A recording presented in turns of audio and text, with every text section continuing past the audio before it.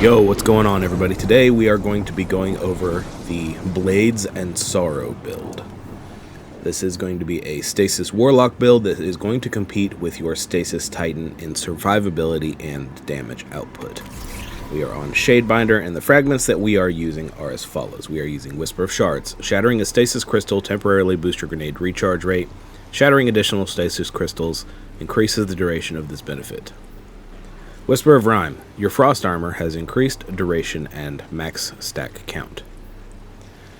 Whisper of Chains. Defeating targets while you have Frost Armor has a chance to create a Stasis Shard.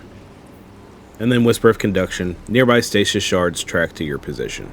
We're going to be using Bleak Watcher Turret so that we can turn our grenade into a Stasis Turret that slows everything. And we are using Glacial Harvest so that way everything that we freeze will create Stasis Shards. This is the armor that I'm running. The stats that I have 142 super stat, 110 grenade, and 102 weapon stat. Could be better, but right now RNG has not given me what I need, so this is what I've got for now. I'm going to be utilizing the Praxic Blade with the Impact Core, the Hyper Blade, so that way when we block we become amplified, and the Offensive Form so that we just deal more damage to bosses when the time comes. I am running the Snipe Hunt Mark 47 as my primary, that way I can make orbs on demand and it is good for overload. And then I'm running the Love and Death with Chain Reaction and Incandescent, that way when I need a lot of things to die really fast, I just shoot a couple shots off and they all die. For our artifact, we are using the Slayer Baron Apothecary Satchel. This is going to feature the thick of it, rapid final blows while surrounded grant you armor charge. While you're surrounded, your weapons have increased handling, swords gain increased charge rate, which is just nice all around. Wind Chill. Rapid stasis weapon hits grant you a stack of frost armor. Hits against slowed or frozen targets also create a stasis shard. This is going to build into everything being frozen and everything just creating stasis shards, which gives us more frost armor and more survivability. Hail of the Storm. Shattering frozen targets and stasis crystals deals increased damage. Shattering stasis crystals releases shards of ice that damage and slow targets. Frost Renewal. While you have Frost Armor, taking critical hits releases a burst that freezes nearby combatants and grants Frost Armor to you and nearby allies. Curative Orbs. The first time you break a target's shield or break the shield of a Guardian using their super, you create an Orb of Power. Collecting an elemental pickup, which also includes Stasis Shards, collecting an Orb of Power, or destroying a Tangle grants you a small amount of health. This is not a small amount. It's like 40 health, and so every time you pick one of those up, you're just healing constantly. Served Cold. Picking up a Stasis Shard grants you class ability energy. Picking up a Void Breach grants you melee energy. We're not going to be using Void Breaches, we're only going to be focusing on Stasis Shards. And then Brain Freeze.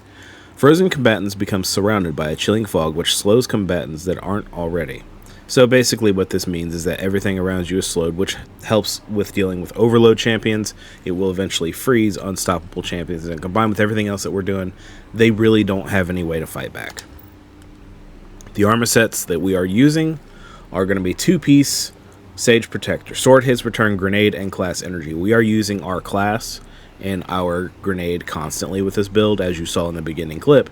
And so, as we're using the Praxic Blade to melt through things, the grenade and class ability is just constantly being refunded to us, so we can keep throwing stasis turrets and we can keep using our Rift to keep us alive. And then 2-piece Swordmaster. Damaging a target with a sword, glaive, or any melee attack exhausts them. And then for my armor, I am running a super font, so we get a little bit more super damage, kinetic siphon, and special ammo finder. I am running 2 grenade kickstarts and a bolstering detonation. That way I can always make sure that I'm getting my grenade back as soon as possible, and bolstering detonation gives me more class ability when I'm using my grenade, which I'm using constantly. For my exotic, I'm using Rime Coat and Raiment to turn my Bleak Watcher turret into a Stasis Fortress.